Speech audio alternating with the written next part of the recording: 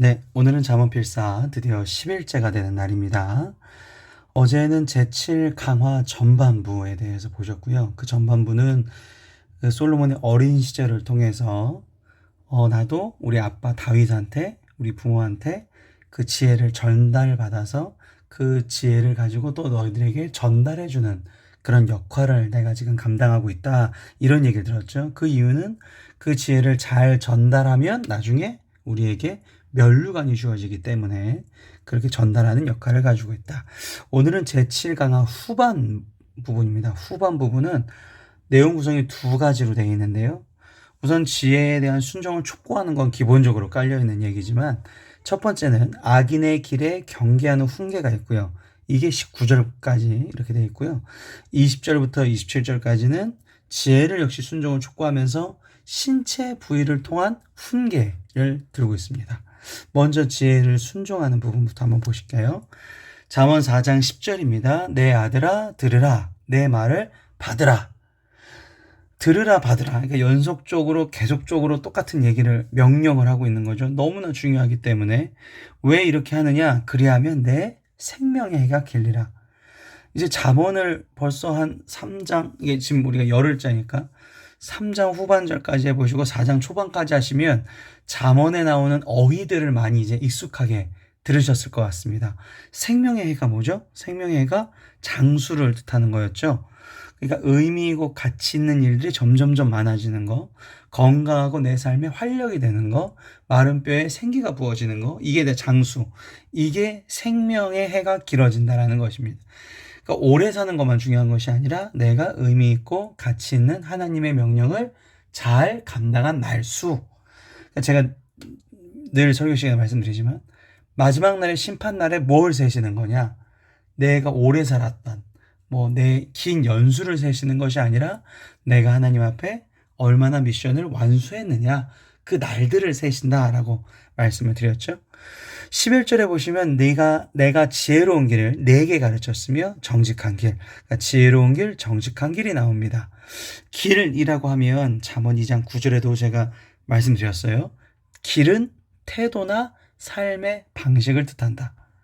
그러니까 정직한 길, 지혜로운 길, 일상생활의 생활 방식, 하나님께서 제시해 주시는 그 기준에서 벗어나지 않도록 지혜롭게 해야 되겠다.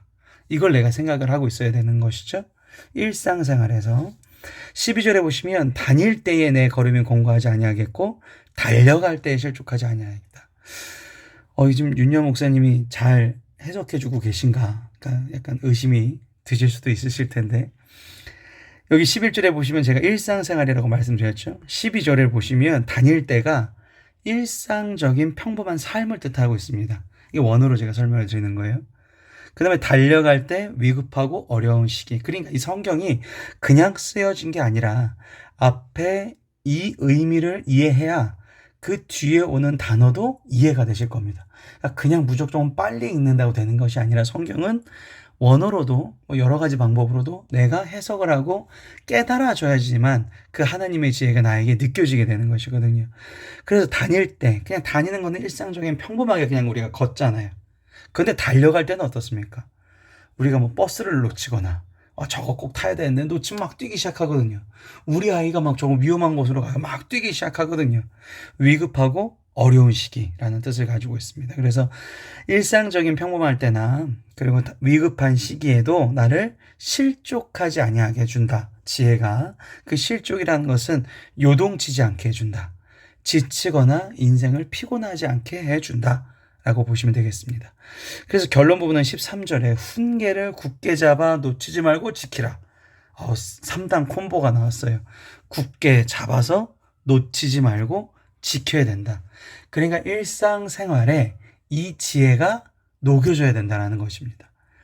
그래서 일상생활에 녹여진 걸 가지고 아마 하반절에 설명을 하게 될 것입니다. 이렇게 하면 이것이 뭐가 된다? 내 생명이 된다. 생명 기억나시죠? 지혜가 생명이죠. 지혜가 생명입니다. 담대하고 활력 있는 삶, 자신에게 주어진 사명을 감당할 수 있는 게 살아 숨쉬는 진짜 생명이다. 죽음은 지옥에 가는 게 죽음입니다. 그래서 지금 지혜 순종에 대해서 촉구하는 그런 약간 주제적인 부분이 나왔고요. 이 주제적인 것을 이제 뒤에서 풀겠는데, 먼저 지혜 순종 촉구가 나왔으니까 이제 악인의 길에 대한 경계가 나오겠죠. 그래서 14절에 보시면 사악한 자의 길에 들어가지 말고 악인의 길에 다니지 말고, 이게 조금 다른 뜻을 가지고 있는데, 사악한 자는 고의적으로 상습적으로 악을 계속 행하는 사람이에요. 근데 악인은요, 하나님의 진리, 하나님의 공의가 있어요. 근데 이거를 깨트리는 사람들, 세상 사람들 중에도 이런 사람들이 있습니다. 깨트리는 것이 내가 뭔가 굉장히 진보적인 생각을 하는 사람이고, 내가 뭔가 굉장히 남다른 생각을 하는 것처럼 보이겠지만 사실 악인이라는 거예요. 그냥 진리와 공의는 깨트리지 말아야 될 것들이 있다라는 것이죠. 우리가 앞에서 봤지만 하나님의 기준에서, 하나님이 주시는 지혜에서 지키는 일상생활을 잘 지키는 것이 중요하기 때문에 그렇습니다. 사악한 자 악인의 길로 다니지 말지어다. 그래서 그들의 길을 피하고 지나가지 말고 돌이켜 떠나갈지어다. 이것도 이제 이번에는 4단 콤보가 나왔어요. 피하고 지나가지 말고 돌이켜서 떠나갈지어다.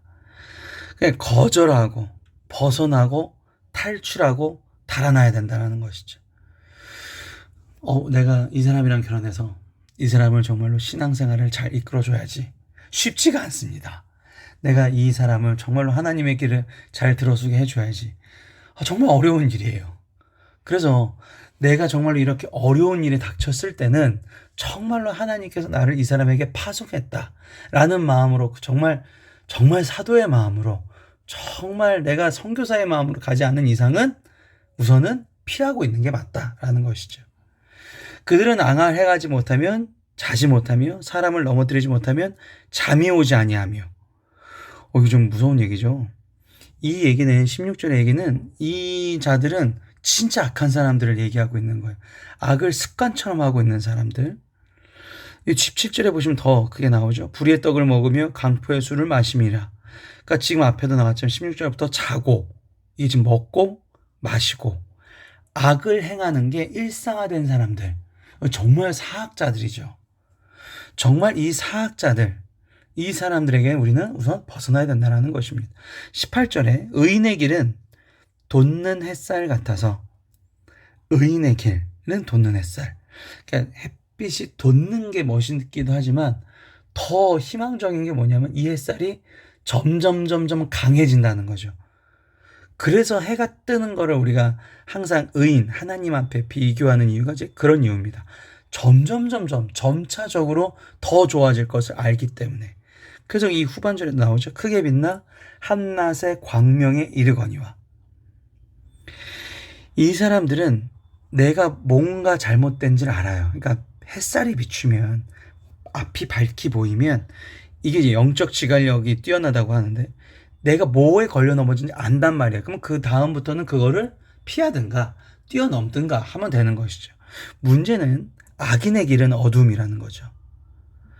그러니까 이 악인의 길이라는 것은 악한 게 더 재밌어 보이고 악한 게 더 막 내가 좋아하는 거일 수도 있겠지만, 문제는 영적 무지. 그러니까 아까 영적 분별력과 반대되는 의미죠. 영적 무지에 빠져서 내가 왜 이게 이렇게 힘든지, 내가 왜 이렇게 우울한지, 내가 왜 이렇게 넘어졌는지 이유를 모르고 그 상황 자체에 대해서 계속적으로 절망을 하게 되죠. 그래서 우리가 의인의 길을 가는 사람들은 감사가 입에서 나오는 것이고, 악인의 길을 가는 사람들은 내가 뭐에 넘어졌는지 모르기 때문에 그 상황 자체만 보고 있기 때문에 불평이 나올 수밖에 없다라는 것입니다. 자, 20절부터 27절은 역시나 지혜 순종을 촉구하는 부분은 똑같지만 이번에는 얘가 좀 달라요. 신체 부위를 통한 훈계입니다. 이게 무슨 말씀인지 한번 보겠습니다. 내 아들아, 이게 아까도 좀 내 아들아가 자주 나왔지만 내 아들아가 이런 겁니다. 솔로몬은 내 아들아 할 때는, 왜 우리가 누군가에게 얘기를 할 때, 자, 신사숙녀 여러분, 자, 여기를 잠깐 주목해 주세요. 뭐 이런 단어, 그러니까 주의를 좀 환기시키는 단어가 내 아들아가 되겠습니다. 내 말을 주의하며 내가 말하는 것에 내 귀를 기울이라. 그렇죠? 신체 부위. 그것을 내 눈에서 떠나지 말게 하며 내 마음속에 지키라.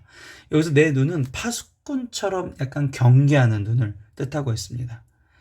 22절에 그것을 얻는 자, 발견하는 자, 찾아내는 자에게는 생명, 하나님의 미션을 잘 완수하는 날들이 점점점 늘어질 수 있는 생명. 23절, 그렇기 위해서 모든 지킬 만한 것 중에 네 마음을 지키라. 생명의 근원이 여기서 난다. 그러니까 이거를 우리가 워낙 유명한 구절이잖아요. 4장 23절은. 이거를 여러 가지로 생각을 하는데, 첫 번째, 역시나 마음을 공격하는 것들이 많구나. 그래서 지키라고 하시는구나. 내 마음을 지키기 위해서 신앙적인 훈련을 해야 되는구나. 제가 요즘에 살을 빼려고 조금 하고 있는데 너무 불편하고 너무 스트레스가 쌓여요.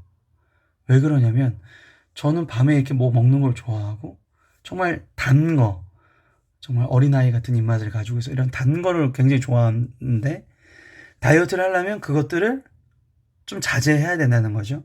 식후에 좀 이런 간식거리를 먹지 말아야 된다는 거죠. 내 마음대로 못해요. 그러니까 이게 훈련이거든요. 불편하지만 지켜야 되는 거. 내 마음이 이렇게 중요하다고 하는데 이것을 위해서 내 신앙 훈련, 불편하지만 해야 될 것들이 있다는 것입니다. 집안에서 이게 잘 안 되는 이유는 딱 하나죠. 부모님이 못하면 자녀들도 못합니다. 할 수가 있는 게 아니에요. 보여줘야지 할 수가 있는 것이죠. 그래서 우리가 지금 잠언 필사를 매일 제가 이렇게 보내드린 이유도 여러분의 신앙 훈련 때문인 것이죠. 솔직히 불편하지만 해보셔야 된다는 것입니다. 그리고 세 번째, 어느 것보다도 마음을 지키는 것이 중요하다. 그러니까 마음을 지키는 게 가장 우선순위다. 우리의 신체를 통한 것 중에 가장 중요한 건 마음이라는 것이죠. 그 마음 다음에는 이제 여기 나오지만 내 입이라는 게 나옵니다. 구부러진 말을 내 입에서 버리며, 그러니까 구부러졌다, 하나님의 뜻에 벗어난 말들을 좀 버려야 된다는 거죠. 내 입술을 통해서 경건한 언어 생활을 해야 되는 것이고, 내 눈은 바로 보며 내 앞을 곱게, 그러니까 이게 뭔가 왜곡되게 보는 사람도 있어요. 삐딱하게 보는 사람들. 이게 약간 비판적 사고랑은 다른 얘기거든요. 그러니까 뭔가 왜곡해서 삐딱하게 보는 사람들. 아이고 제가 뭐 저렇게 인정받으려고 저러는가 보다. 뭐 저 사람이 잘했으면 칭찬해주면 되는데 네가 뭔가를 바라고 막 이렇게 좀 약간 왜곡하게 보는 그런 눈. 그 다음 발. 행할 길을 평탄하게 하고 내 모든 길을 든든히. 그러니까 내 발이 어디에 있느냐. 그러니까 내 위치가 어디에 있느냐. 내가 지금 어디를 가고 있는지 그래서 수시로 점검을 하셔야 평탄하고 든든하게 살아가실 수 있다라는 것입니다. 그래서 마지막 결론은 좌로나 우로나 치우치지 말고 내 발을 악에서 떠나게 하지 마라. 자꾸만 저게 먹음직도 하고 보암직도 하는, 정말 내가 저렇게 살고 싶은 악한 것들, 저런 것에 내가 마음을 빼앗기지 아니하고 지혜로운 길로 가려는 삶의 방식이 여러분을 평탄케 하게 할 수 있음을 믿으시기 바랍니다.